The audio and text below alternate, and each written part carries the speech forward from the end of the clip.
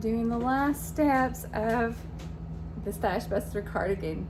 And what I'm gonna do is down the left side, I'm gonna continue with the gray that I've been putting on the bottom of my square panels and on the top of my back. So, and I'm just gonna do that on the left side because for one thing, I don't think I have enough yarn to do the whole thing. So like I did on the other one, I'm gonna do it just down the left side, and then on the other side, I'm gonna do the turquoise because I have plenty of the turquoise.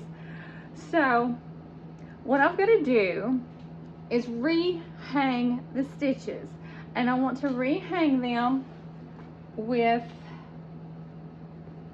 the purl side facing me, and I'm gonna start at the top of the neck where I've got that little piece of ribbing. So I'm just going to pull off a few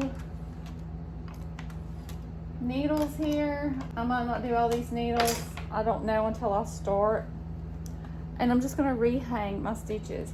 And what I'm gonna do is I'm just gonna grab those little end stitches. And also the left side is going to have the buttonholes. I want to put buttons on this cardigan.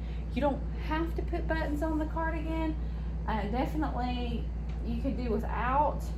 But I like having buttons on my cardigans. So I'm gonna use my last cardigan as the guide, and I'm gonna show you how I've got them spaced and how I mark them. So depending on how many buttons you want to do, you know, your spacing might be different from mine. I'm going to be using 5 buttons on my cardigan. Okay, so basically what I'm doing here, I've just taken the last 2 sections of the cardigan and the ribbing section. And of course on this cardigan, I'm going to be putting all this ribbing on it too. And so I have started, you can see here from the top of the next to bottom square, my buttonhole is 2 inches down. And then I make a buttonhole approximately every 2.5 inches until I get to the bottom. Since I've already got a template basically here, I'm just gonna reuse it, but I've got a mark. So if you're measuring, you need to make sure that you mark where you're gonna put these buttonholes. And I'm going to be using some stitch markers to mark where I want my buttonholes. So if you want to use the same kind of template I'm using here, you would start 2 inches down from the next to last square. And so I'm going to come out here and I'm going to mark right there. Measure just to be sure, 2 inches down from the top of this square. That's what I wanted. And now I'm just going to go down through here every 2.5 inches. Black is on my template here, and I'm just going to mark.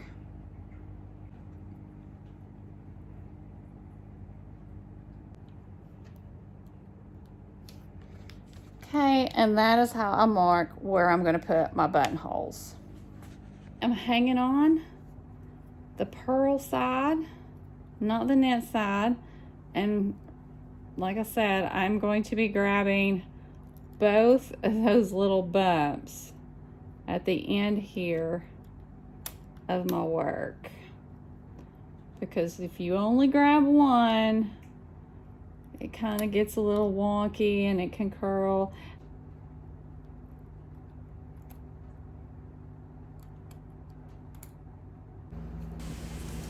Okay, I've got my stitches rehung and I've pulled my needles all out and I'm hanging some weights. You can see my little stitch markers there for where I'm going to put the eyelet for my buttonholes.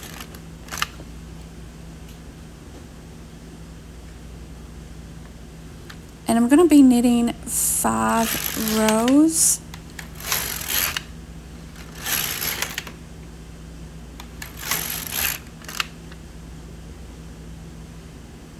And since my buttons aren't very big, it's only going to take one little eyelet for me to make a buttonhole. It's super simple. If you have a bigger button, you may have to adjust your buttonhole. But mine are pretty small, so just one eyelet will do it. It's so simple. I usually pick out buttons on purpose that are smaller so I can make super easy buttonholes like that. Putting my weight back on, and now I'm going to knit the next 6 rows. See my little eyelet buttonholes there. And now, starting with the 3rd stitch, I'm going to be dropping every 3rd stitch. And I'm going to reform it to make my ribbing. Okay, dropping the stitch, and I held the bottom stitch while I got my latch tool in, and now I'm just, latching up, reforming, making my rib. And sometimes I'm working with a kind of splitty yarn, so it was a struggle sometimes. And then drop that last loop, last stitch back on your needle. And then the next one, this one is right by my buttonhole. And you can go about this 2 ways. Right here, I've decided I'm just going to go down to the buttonhole, hold it, and then go up, because it's not really noticeable once all the ribbing's done that I didn't go all the way on that one to the bottom. Sometimes I go all the way to the bottom and reform the sides. Sometimes I don't. Sometimes I get a little lazy.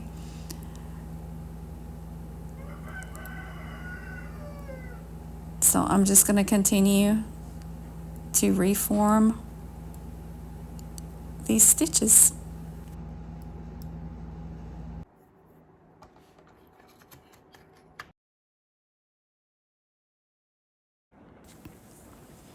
Okay, so something went wrong with my video.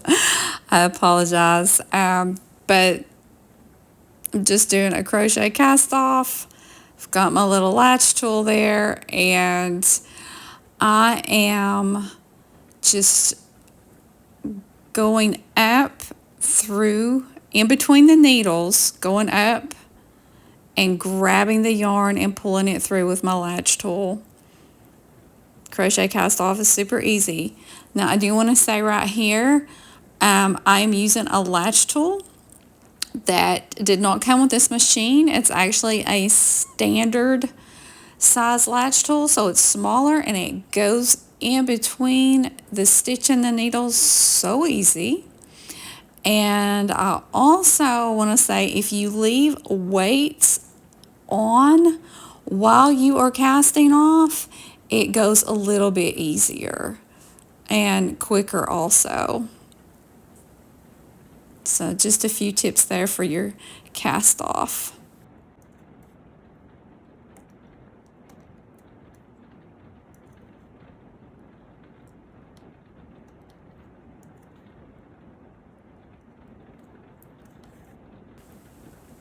And once you get to the end, you are just going to snip your yarn and pull it through the loop, tie it off, and take off your work. I really hope you've enjoyed this tutorial series and the pattern if you bought it. If you have any questions, please let me know, and make sure that you're subscribed to my channel. Thank you.